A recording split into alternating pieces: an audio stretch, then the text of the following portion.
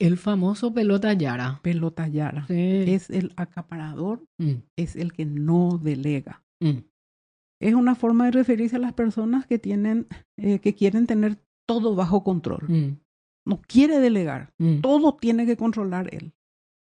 Y literalmente era mí, yo era una pelota Yara cuando era mi tacuña. Y descubrí eso hace poco, me puse a analizar y dije yo, bueno, caramba. ¿Qué Yo fui hacías? una pelota Yara cuando era mi tacuña. Y ¿Qué hacías? resulta ser que mi papá fabricaba pelota. Ah, Entonces me regaló era una. talabartero, sí.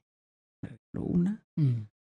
Y los mitaí del barrio, que eran todos nenes, yo era la única mitacuñaí, pero era la dueña de la pelota. Era como Entonces no tenían otra que aceptarme en el equipo para poder tener la pelota de cuero tan deseada, porque siempre se jugaba con pelota de trapo, ¿verdad?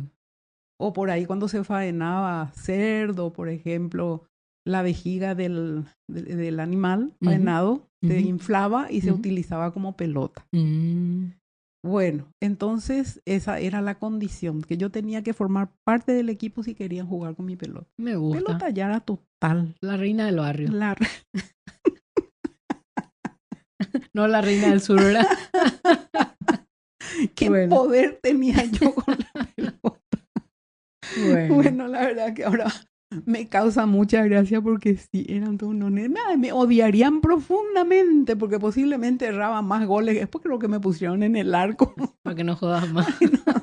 Bueno, pero son recuerdos tan lindos. Bueno, me encanta.